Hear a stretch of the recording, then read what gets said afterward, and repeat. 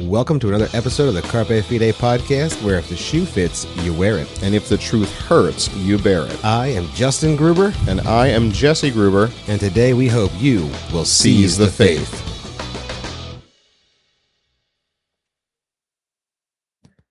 Hey everybody, welcome to episode 236 of the Carpe Fide podcast. Coming at you. We missed you last week. We did. It was sad for us. Yeah, there's a lot of. But we're back, baby. There's a lot of life happening right now for me, and I'm just throwing everything off kilter. So I apologize.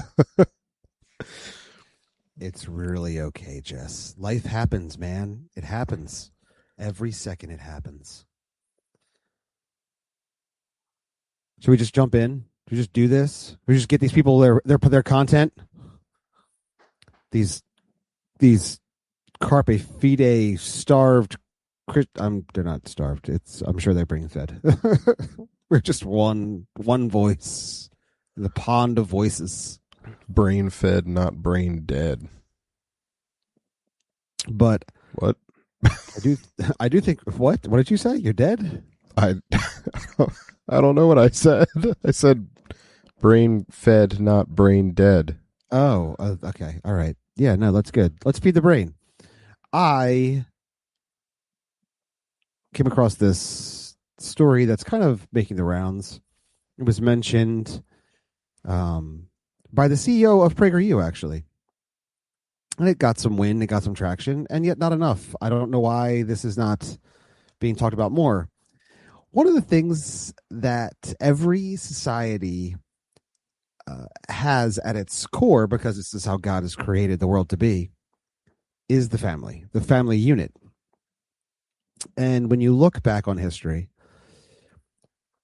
many of the large civilizations have met their untimely demise when they began to not uphold clearly the family at its root. And I say that because the idea, I want to refer to her by name. It seems awkward to call her the CEO of PragerU, Marissa Straight.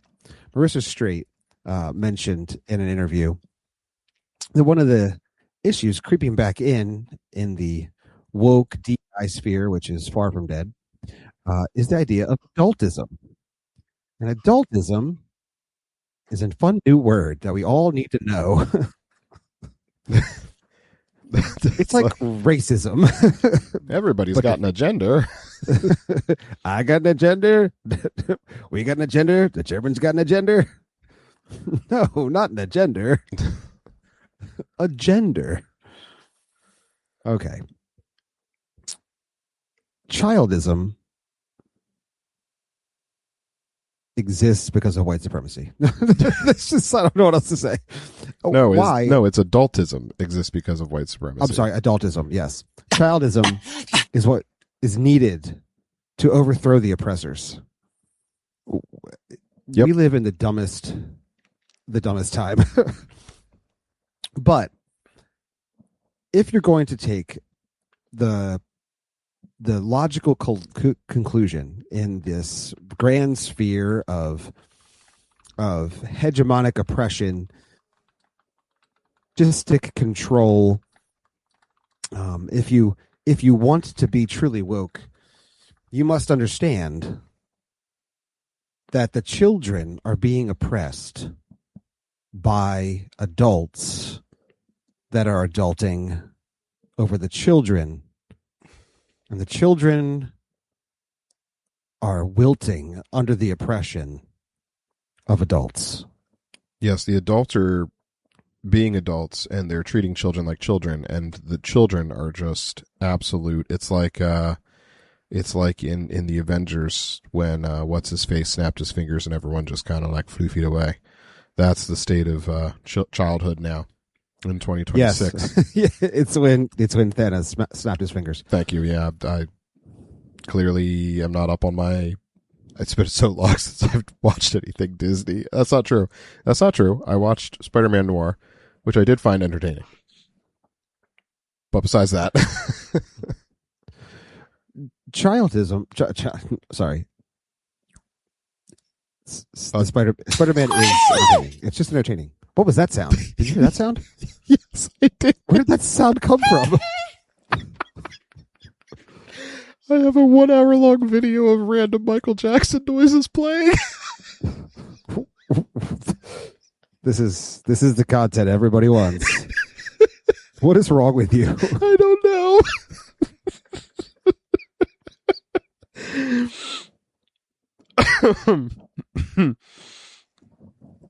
Yep, I heard that.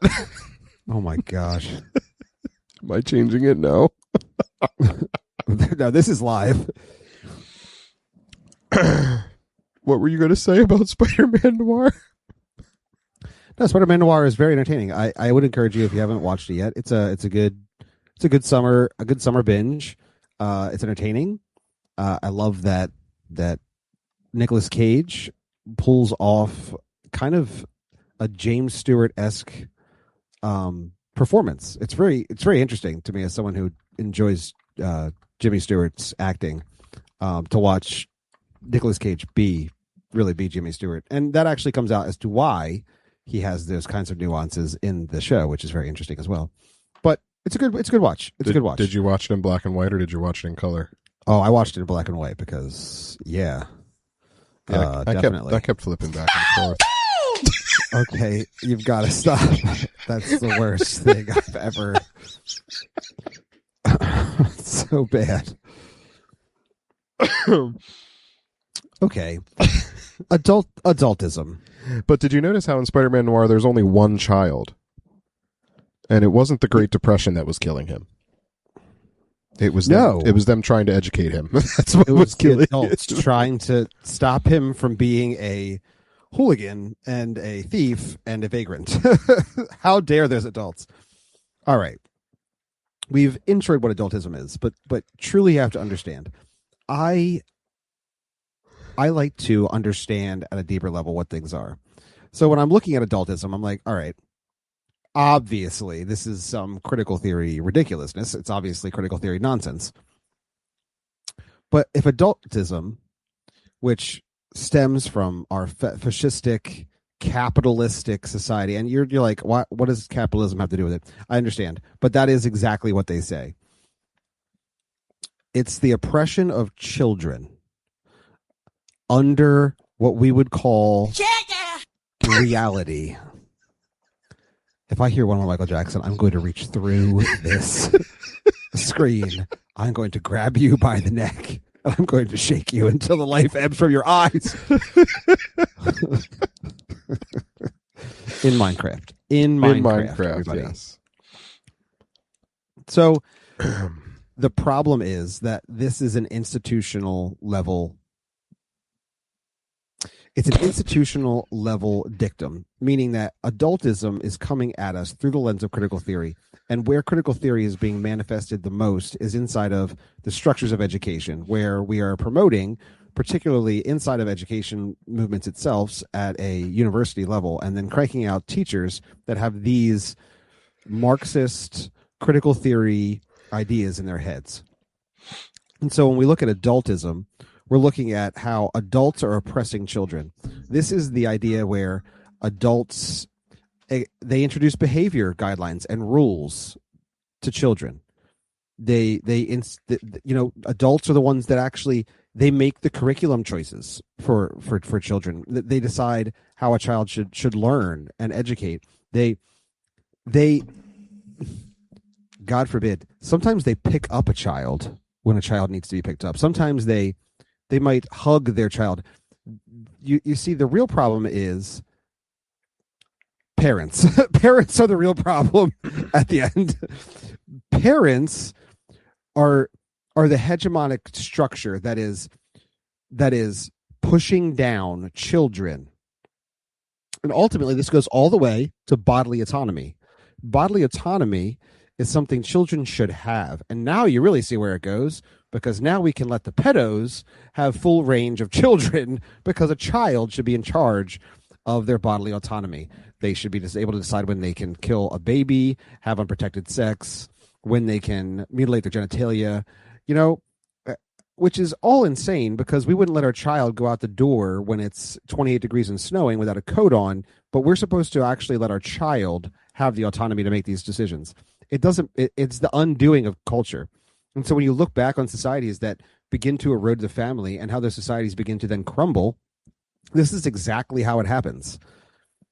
The fact that we have to talk about this is really painfully foolish. It's a painfully foolish thing to have to talk about.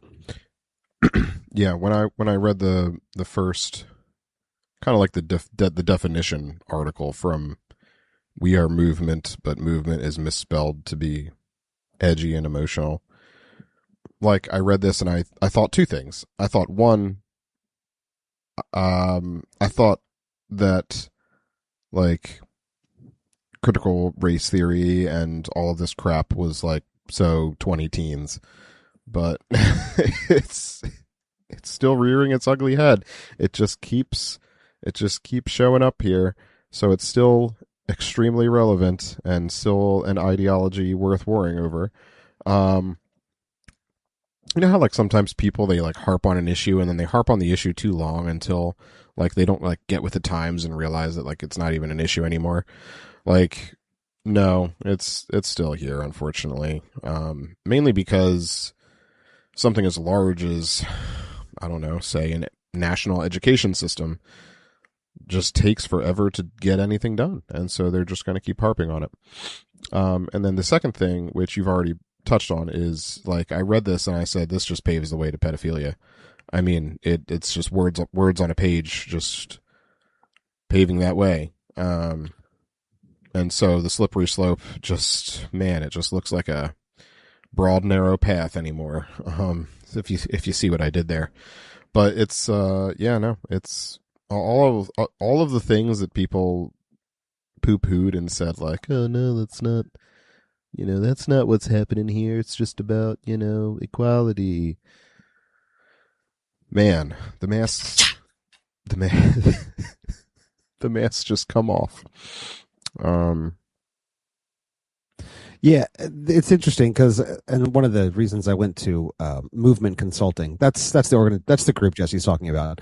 Movement Consulting is an organization that exists to train to set up the trainings, particularly at universities, but for any business, to train them to create. Let me use their words.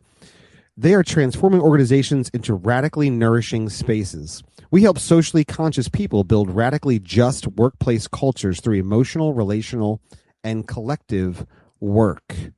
That is who Movement Consulting is. And I was really hoping that they didn't exist anymore, except that, we're utilizing an article that they've actually been, working with for over a year now. They published their article on childism, which is the the way we can give children rights against adultism. For for a while, the founder of Movement Consulting is Dr. She uses the abbreviation DRA, Doctora, I guess, but it's Dr. Nicole Cabrera Salazar. She's an sorry. She's an astrophysicist and social impact entrepreneur. When she founded the firm, she was hoping to transform academic and STEM cultures to fully integrate and empower marginalized groups. That's the idea here. Now, I was hoping this was a dead company. It's not. It was founded in 2018 and it is still doing the work. It's literally going in and helping universities set up the critical theory positioning, the Marxist culture of hegemonic power, so that they can retool their ethos into what I can only describe as a horrible affront to accomplishing anything. I took some solace when I clicked on their About Us. They're more than a company.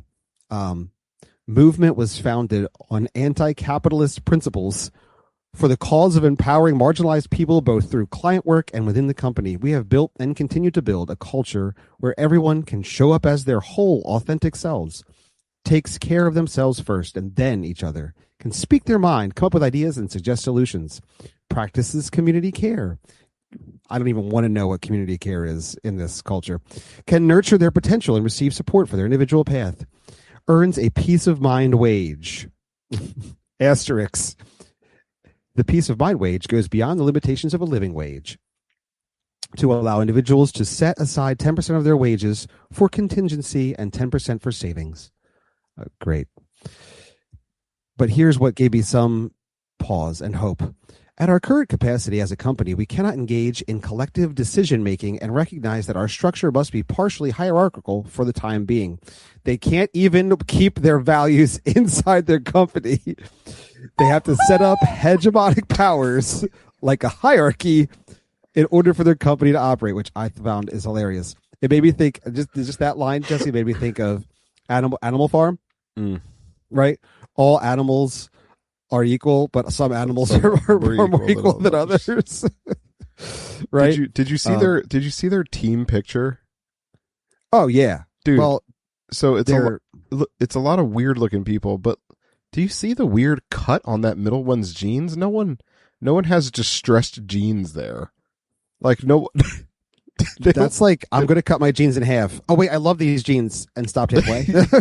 Began to make jorts, had immediate regrets. Still wears pants anyway. The focus of the company's founding is to have queer and marginalized women of color, but also men of color as well. It's a whole thing. If by queer you mean they look really gay, and by marginalized you mean I would probably bully them if we went to the same school. Yeah, no, they nailed it. They also say, we also recognize that either or thinking is a tenet of white supremacy culture. As we strengthen our infrastructure and build financial stability to set the foundation of the collective we want to become, we still practice and embody collective principles. All right. Anyway, I give you that to let you know where this literal company set up to induct people into this ridiculous way of thinking kind of comes from. I'm scared to click on case studies because I don't want it to be like I don't want it to be success stories of how adults have groomed children. So in an anti-capitalist way, of course. In their article about childism, which is their idea of having a movement for the rights of children. And I know what you're thinking, the rights of children to be cared for and brought up to become healthy adults. But that is not what they're talking about. They want to advocate for childism over and against adultism so that they can move towards a society where everyone has sovereignty and is treated with respect regardless of their social contributions. Children need understanding, compromise, affection, and care just as adults do. They are individuals with their own bodies, minds, and thoughts. Like, why are you stating what is obviously true? If not to say that you actually mean something totally different than what you're saying.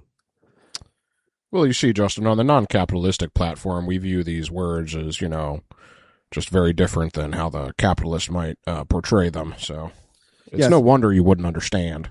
Now, you would think that why we raise, right, the whole idea of the term of raising a child, as the Bible would say, training a child, training them up in the way that they should go, right?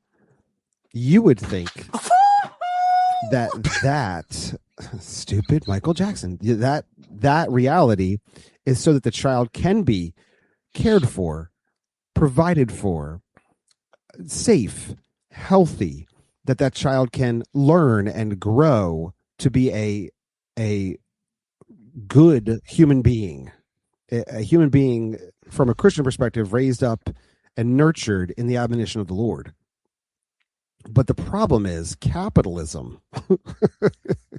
Capitalism teaches us to connect. I'm quoting directly from the movement collective. or whatever they're called. Capitalism teaches us to connect human value to labor productivity, and since children often cannot provide labor, they're seen as less valuable than working adults and thus less deserving of rights. Now, see, that's not correct at all. In fact, if as a father, I see immense value in my child, and it has nothing to do with their labor output. My child is valuable because they are a image bearer of God. They have inherent value and worth. And not only that, they are a gift from God that I am in charge of stewarding for God's glory, not my own. The child has immense more value than the value that this view of adultism puts on them.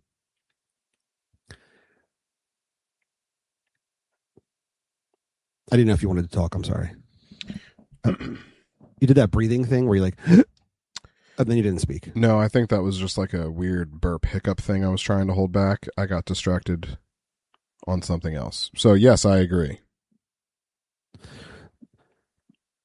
Because of adultism. I'm sorry. So I'll go back and listen to it, and then because adultism is so oppressive, we should ask children for the consent before we hug them,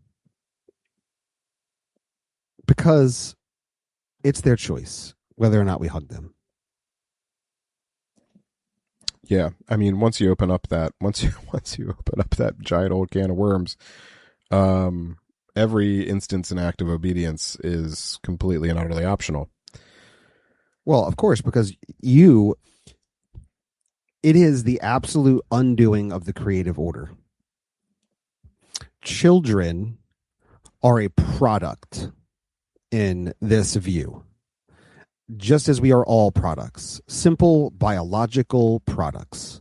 And all of these biological products are all individual and should have no restraints upon them placed by other biological products, as opposed to children being a gift that is to be nurtured and cared for. This sees children as simply another entity. There's actually a devaluing in this. For example, when you talk down to children, you make them feel inferior and invalidated. Also, sometimes you talking down to them helps them not stab another human being with a pair of scissors. It's like we are totally ignoring the reality of what we know, and that is that human beings need to tame passions, that we must bridle passions, but not in the critical theory vein. In the critical theory vein, all passions must be unaltered and acquiesced to so that they can flourish to their fullest. But we all know that children, because of sin, are tiny terrorists. We all know this. Compared to the larger terrorists in adults.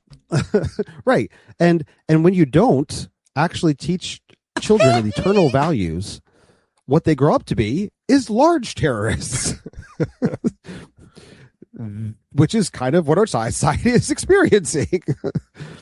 Huge masses of teenagers going out and beating one another up on the streets, and they call it a party. Like, that's what we're experiencing, because we can't actually raise a child with eternal care.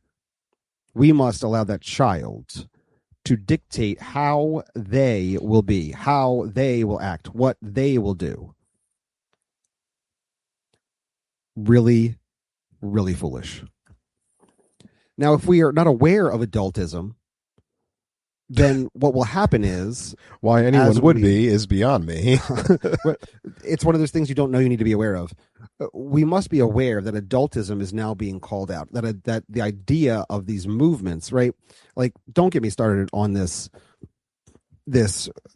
weak, soft parenting that allows children to make their decisions over everything, from what they eat to what discipline looks like, what they wear. Like, What are we talking about? But that's what this gets to. This is the heart. This is the heart of selfish, prideful arrogance that is present in man. But if we don't know that adultism exists, we can't actually begin to say that's a horrible, foolish idea. That will lead to death. What we need to instead choose is life. Glorious, God-given life.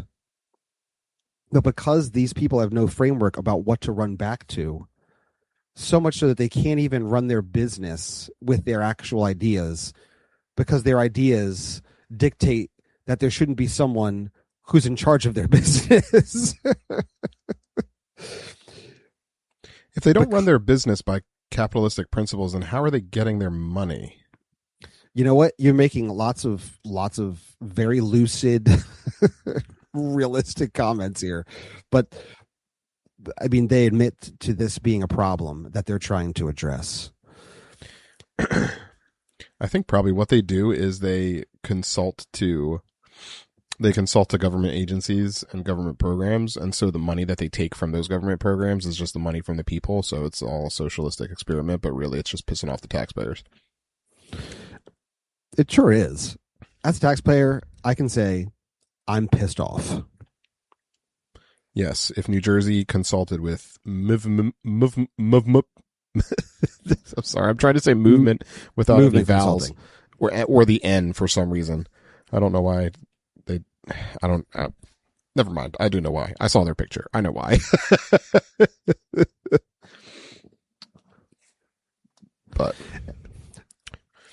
But this is why in schools we have the parent being removed purposefully. That this is one of the reasons why we're very wary of public education on our podcast, because the goal is to remove the parent.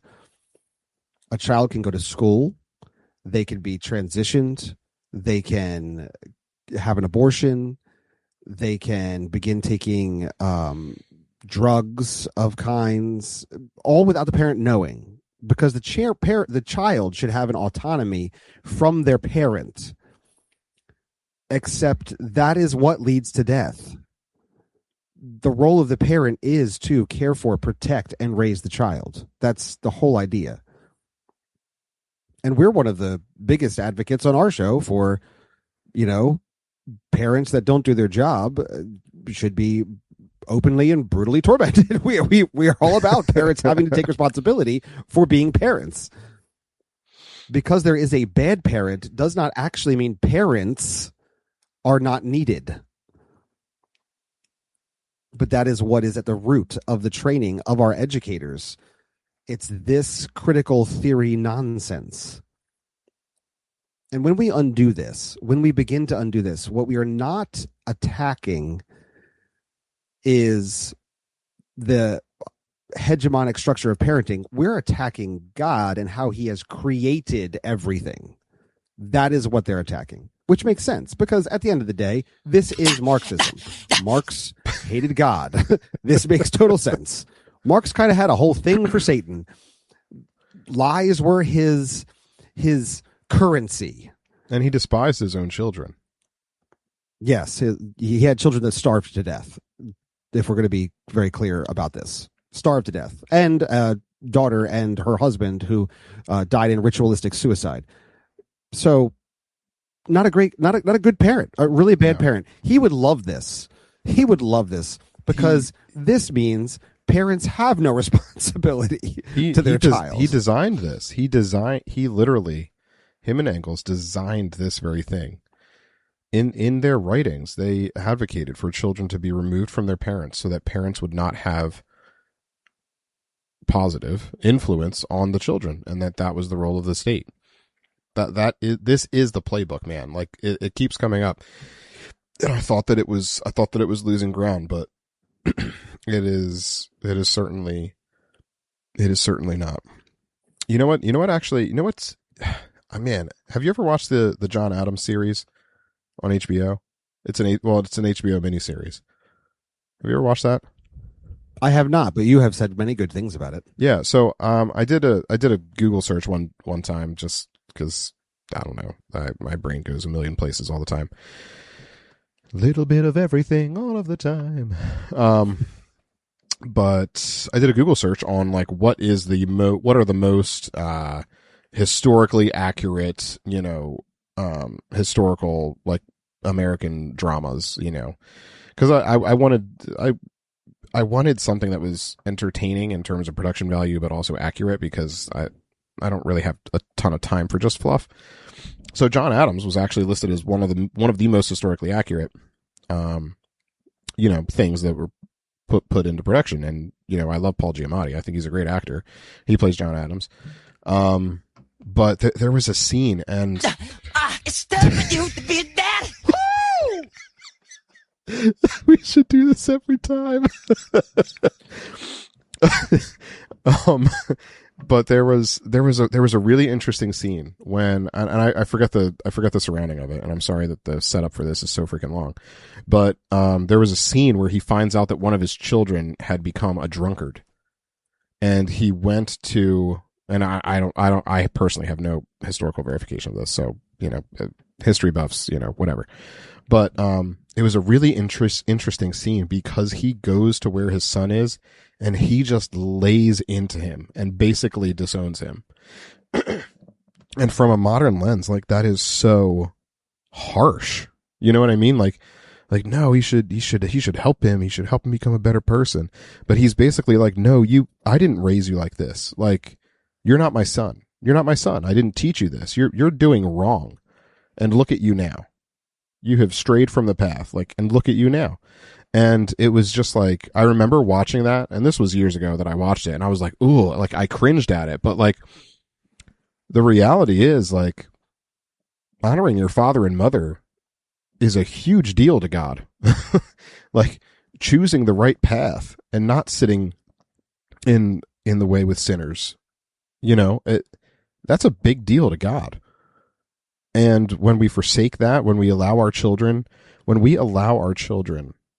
to enjoy the sweet fellowship of family, when they are choosing blatant and disobedient sin, like, I'm thinking of more adult children at this point, people who have capacity to understand this. Like, you don't get to enjoy that. This is why church discipline is so effective, because because that member doesn't get to enjoy the positive fellowship of believers when they are not living the life of a believer. It's kind of a similar thing. But I don't think these people watched that, and if they did, they probably wrote an article about how terrible it was. But it was just a really interesting piece. I'd recommend people watch that series and find that scene, because it was a really powerful scene. I like that. That's good. That's good advice, Jesse. Well done. Sorry, I know that didn't really like completely fit, but it made my mind went there. So. It's parenting, and it's the need for a parent to. It's one of those things. This particular topic, the idea of adultism, fits into exactly what you said, Jesse, because there are times I'm always reminded of this, even in our past teaching this past Sunday. Jesus was mild. That's the Greek understanding of gentle. It's not gentle like we think, where we're just soft and we don't insert or do anything.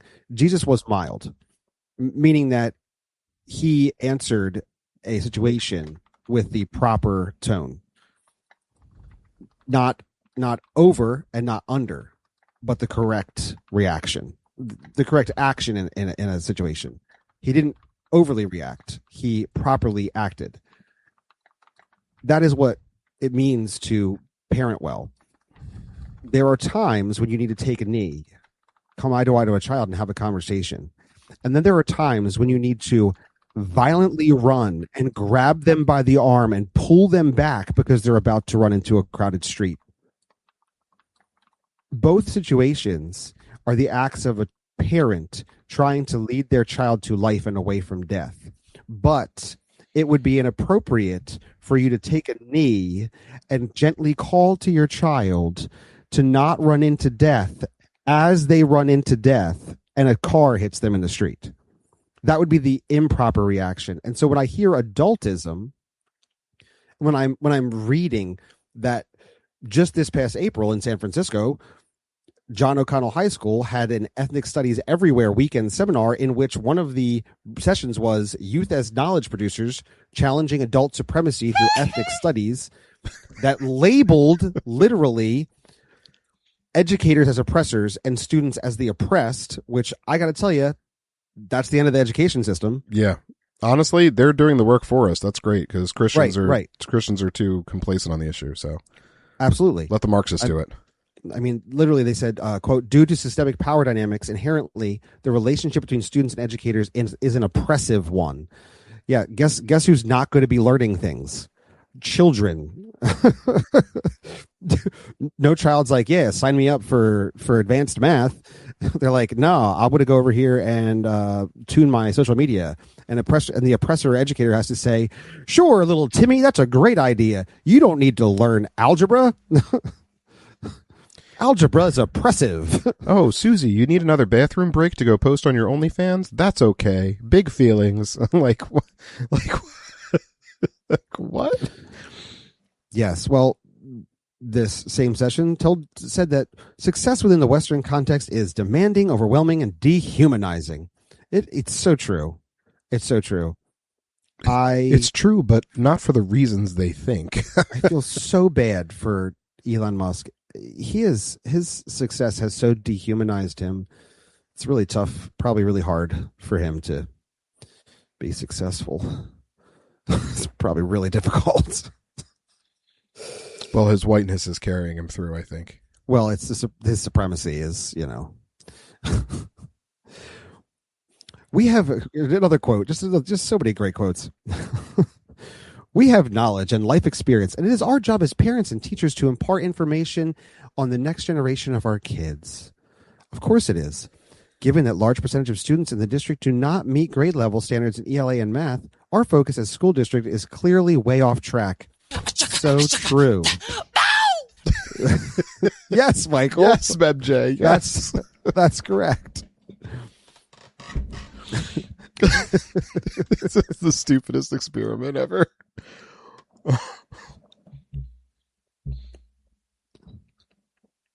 Oh my gosh. There's just too many. I'm done. I'm done looking at this. But this is literally happening. Like this happened in April in a public school. This is happening in public schools. Especially if you're near a big urban center, I can guarantee you this level of absolutely retarded process of education is happening. And if this is the reaction we should have. This is the yanking our child away to safety because they're running towards death in this. Children lack the capacity, right, to know righteousness without it being instructed to them. It is not intuited. It's not intuited what is truly righteous. It's literally why God gave his law so that we might know what is righteous. I mean, literally, Lord of the Flies is the natural understanding of children left to themselves. Like, we know this. We all know this. And yet we have idiots that have letters after their names trying to inject into children who, by the way, what they do have is the propensity to live faith. Children have this propensity towards giving a trust. And now we're entrusting children to adults that are literally coddling them and training them up to do whatever they feel and want. And then I get really upset because these people want them to have bodily autonomy. Cool, you're telling them to do whatever they want. You're setting yourself up in a system where you're instructing a child to do whatever they want and whatever they think feels right to do. And then you're set up as someone they come to talk, to express their feelings. And the next thing you know, what does that lead to, you sick freaks? I'm sorry. It just really frustrates me. Like, this is dark, gross evil that is being set up as an educational platform. Yep. And it has the power, and people and our politicians are so stupid, and our parents honestly aren't really any better in this country, because we have a terribly weak church, and we don't really have really good prophetic voices speaking into our culture on these types of issues with a loud enough voice to actually wake people up. And so this, if successful, just will sweep through, and it will destroy generations of kids and families and lineages and heritages and legacies. And it is, you're right, it is a disgusting and dark thing at its root. We make fun, and we're very fun people, but at the end of the day, when we're talking about what this ideology is, it is evil, and it is the type of thing where that we should be warring against in terms of the principalities and powers. This is one of those things, and it's a big one, because we love kids. Like, we love children. We love our children most of all. But I mean, like, children are a heritage from the Lord. Like, children have insane worth, dignity, and value to the Christian. And to think that the Marxists claim some type of stake or role in the the taking care of our children is an extremely big red flag. It's a danger zone. Yeah, it's the San Francisco Gay Men's Choir telling us that they will convert our children, right? Oh, it was just a joke. Your children. It's just a joke. Remember? It was definitely not. It was definitely not a joke. That's what they want to do. We know it wasn't a joke. And this is why we're thankful to be able to do the podcast, because we want you as a Christian to know that this is an existing idea that is going out. If you're not informed, how can you help other parents? Help other Christians in your community to understand that this is a real idea and this is really moving forward. And you should hear it and look for, like, they want us to look for ways in which we're oppressing children. No, I want you to look for ways in which their idiocy is actually being infected into cultures like the church, into communities like your own. We get this little opportunity to talk to you about something that is real and actually happening that you may not have known about. And the Bible is so clear that there is stages of learning, that there's stages of growth, and we are to he's just like a Pentecostal amen, like we are to love that such is the kingdom of God in a child's heart, that willingness to trust and to hope and to exercise faith. But we are not to simply subsist off of milk. We are to grow in learning and understanding. We are to grow in the nurture and admonition of the Lord, that we might actually move to eating meat, to understanding deeper things. But we know full well that is not the inclination of the heart of man. Bridling passions is what we are to learn and to war against. And the natural inclination is to let passions run wild. But we know that passions, when rightly tamed and rightly focused for the glory of God, actually find their true fulfillment. That can't happen when what we're telling people is to do whatever feels good. And we're starting at 5 years old. And then we're indoctrinating them in this lie so that they can grow up and be a 35-year-old who expects everyone to do everything for them and never once seeks to stop himself or herself from doing the thing that they have decided will make them feel happy for a moment. That's death. That's cultural death. It's physical death. It's emotional death. All of these things that these people say they're very concerned about is exactly what they're leading everyone towards. Oh my gosh. I had cleansing breath. And I see this I see this in the emergency room. The other day we had a parent come up to us. A parent who Was that a knock at your door? That was a really loud. It sounded like a knock. Guys, we've turned into a real crime podcast. Am I being attacked? I don't know. I'm just waiting for the second knock now. Sorry, go ahead, Jesse. There's Michael. Okay. Okay, so earlier I heard a really loud knock, and I texted my wife. I'm like, did you hear that? And she's like, no. But I'm really glad that you heard that, because now I don't feel like I'm crazy, but I'm also more terrified that something's wrong. All right. I don't remember what I was saying. What was I saying? Oh, yes. There was an adult. There was a parent there with her adult child, her adult male child. And she came to the nurse's station, and the nurse had given them medication to take. And she came out and asked for applesauce so her adult child could take their medicine. And I'm like, what?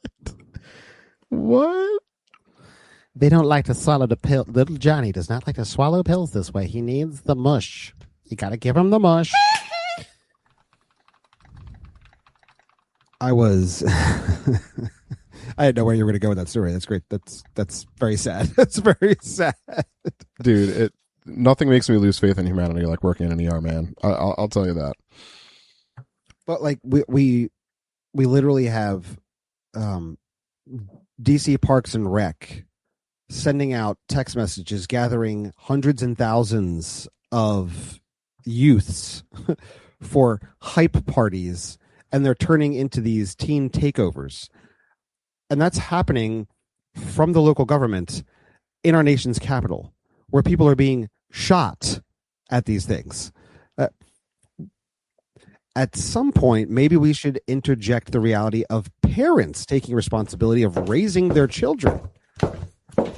If you leave it in the hands of the government, that's what you get. That's where these ideas go. And that's how society erodes. Because a family that God has given is the foundational piece. That's why the church is a family. It's a foundational piece of cultural fabric. We need to seize a hold of this as a church. We need to celebrate being responsible parents. We need to nurture and raise legacy in our children for the glory of God. So adultism is a bad idea. Childism is a worse idea. These are bad ideas. They really exist. They're really being taught to educators. They're really going forward into the education process from the highest level into the teachers that are now teaching at the lowest level. You need to be aware. It's the undoing of the creative order that God has given. That's correct, Michael. That's correct. I hope those noises weren't just Michael noises. Do you think they were? I really hope they were. Regardless, that is the episode of our podcast today.